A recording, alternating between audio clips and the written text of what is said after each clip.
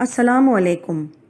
We are offering a compact but thorough online explanation of Pakistan Studies, Paper 2, Code number 2059/2 of the year 2020-2021. These online classes will comprise of history and geography separately.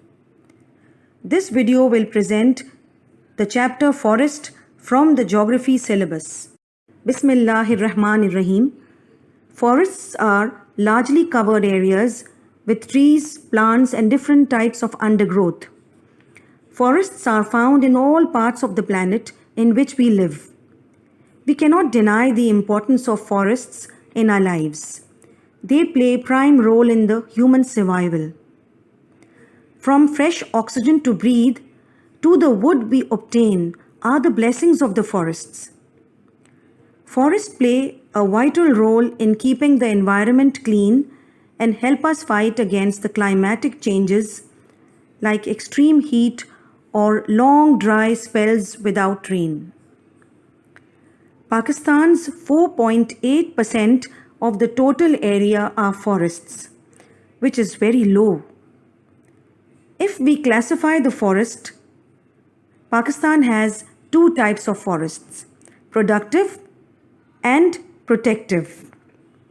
Productive forests are naturally grown, which depend highly on rain, and they constitute mainly trees, which are the major source of timber. Here you can visualize the main types of forests found in Pakistan. Alpine forests are the main features of the northern mountains of Chitral, Dir, and Kohistan. The trees have less growth because of extreme cold and less sunlight. That is why they do not have deep roots. Instead, they have scattered the surface so that they can absorb sunlight and oxygen easily. Coniferous forests are also found in mountainous regions of Pakistan, like in Upper and Lower Dir, Malakand Agency, Abbottabad, Rawalpindi, and Balochistan. Juniper forests are the largest of all in Pakistan, and they are also of coniferous type. These forests are evergreen. They have conical shaped leaves and slopy branches so as to push the snow downwards. They provide beauty and attraction for the tourists. These are the best breeding grounds for wildlife and also help in controlling floods and soil erosion. Unfortunately, most of the coniferous regions are affected by termites or white ants, due to which major part of it is cut off. Subtropical scrub forests. These are found in foothills of Himalayas. They are also found near Western Mountains and Makran Coast ranges. The fourth type is tropical thorn forest or Rakh. They are another unique variety of forests normally found in plains of Punjab and Sindh.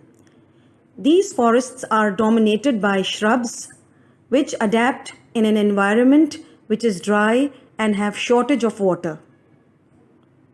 Subtropical and tropical thorn forests both provide fodder for grazing purpose, and they also provide low quality wood as a firewood for the nomads and local people.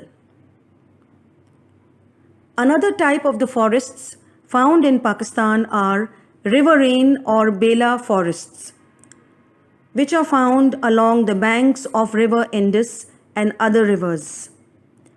These are the famous types which provide herb for pharmaceutical purpose. Mangrove forests or mangrove wetland are the major characteristics of the coastal areas of Sindh and Balochistan found in the Indus Delta along the Arabian Sea. They have adaptability to survive in the salty waters of the sea. They are normally 6 to 8 meters high. They provide the breeding ground for fish, shrimps, and oysters. Their leaves are used as fodder for camel, specially. They act as a barrier against the cyclones, storms, or tsunami. Presently, the mangrove forests are disappearing day by day, and this is a very serious problem. The main causes of the disappearance of the mangrove forests are many, out of which the three which I am pointing out are the major ones. Number one is the less supply of the fresh water which falls in the Indus Delta. Because of the constructions of the dams and barrages, Indus Delta is not filled as it used to fill before. Another cause is seawater, which has been polluted by the industries, killing numerous marine live animals. This is also a big problem which is affecting the seafood of the country. The last cause is that the most of the mangrove forests are cut down for fodder and fuel work. This is why the mangrove forests are not grown so fast as it used to be, and they are being cut off for various reasons. Irrigated forest or plantations. Irrigated forest or plantations are also known as protective forests. These forests are planted by manpower, which highly depend on irrigation and maintenance provided by the government. Actually, these plantations are made for timber and to reduce the intensity of heat and pollution around us. Irrigated forests or plantations, which are grown on prevent soil erosion, due to which flood and landslides can be controlled. Deforestation in Pakistan. Deforestation is not a very good activity. It has adverse effects, which is not good for the human and animal lives.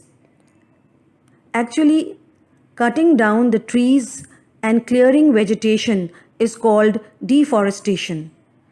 Deforestation in Pakistan is done for various purposes.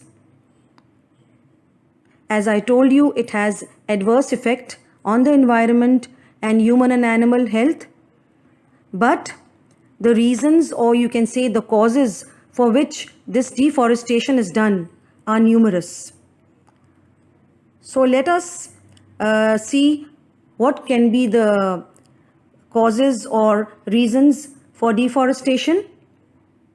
You can see the chart in front of you, students. One of the reasons or one of the causes for the deforestation is urbanization. Urbanization is turning a deserted land or an agricultural land or a rural area into a city, that is laying down railway tracks, making bridges, roads, highways, industrial areas. This is called urbanization. So most of the places are deforested and taken for urbanization, which is the basic need for the growing population. Another is agriculture. As the population of Pakistan is increasing day by day, so there is the extreme shortage of food. So we need to increase the yield in agriculture. So more and more land is taken for this purpose to grow the crops.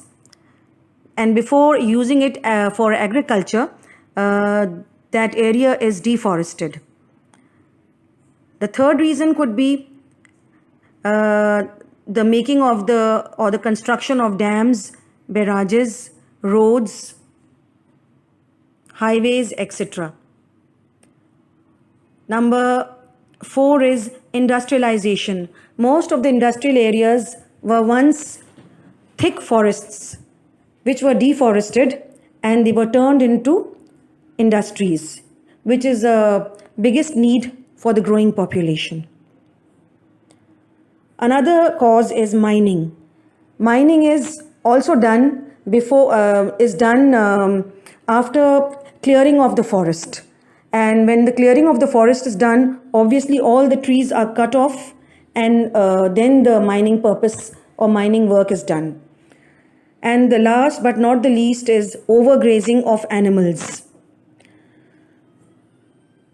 When in the far-flung areas, remote areas, the poor people, they leave their animals in the open and they do the grazing of the grazing for their food. And in that case, most of the time overgrazing is done, due to which soil erosion takes place and that place turns into an infertile land. So these are the reasons why the deforestation takes place, and it causes. As we all know, that deforestation is an adverse activity which brings loss to our environment and climate. Environmental loss or pollution occurs due to excessive deforestation, which can lead to soil erosion, water erosion, and wind erosion. Because of these three erosions, intensive floods and landslides occur, which later create siltation in the water reservoirs. Just to remind you what siltation is, that when the floods come, they wipe off a lot of sand, silt and mud along with them from the mountain, and they land onto the base of the dams, thus creating a very hard deposition. This deposition reduces the storage capacity of the dams.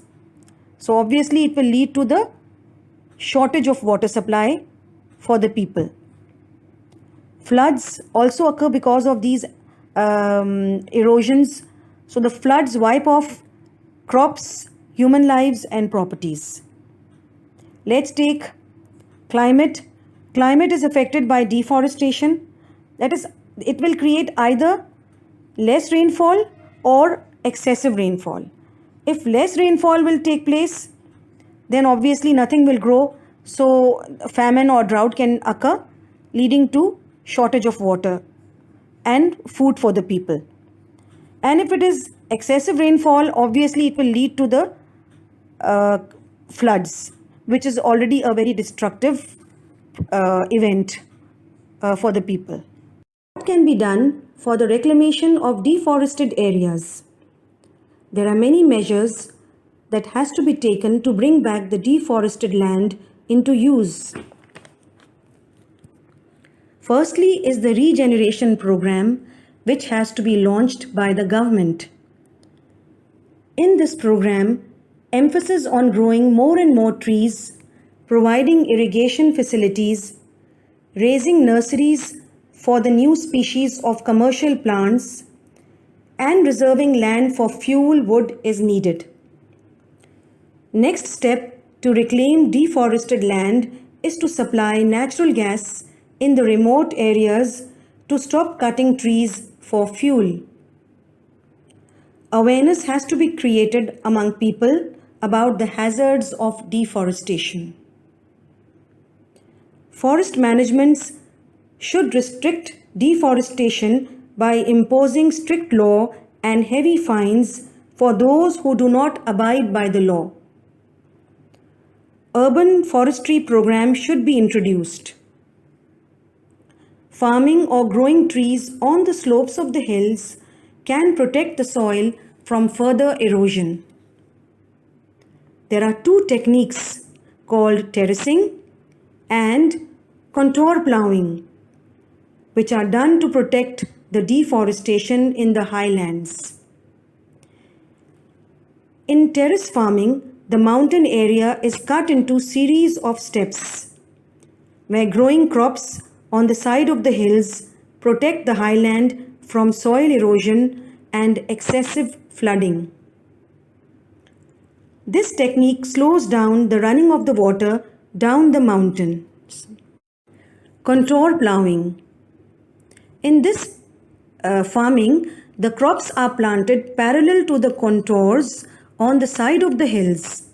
For example, if wheat is grown on the terraces, some other small plant or a type of herb will be grown parallel to the wheat area under its shade so that it is protected against wind and sun. Sustainable forestry. Sustainable forestry is to manage the resources of the forests in such a way that day-to-day necessities are obtained while conserving the natural environment and other resources for future generations. For this purpose, selective cutting of trees should be done. This is that trees must not be cut down at a rate faster than it could be replaced.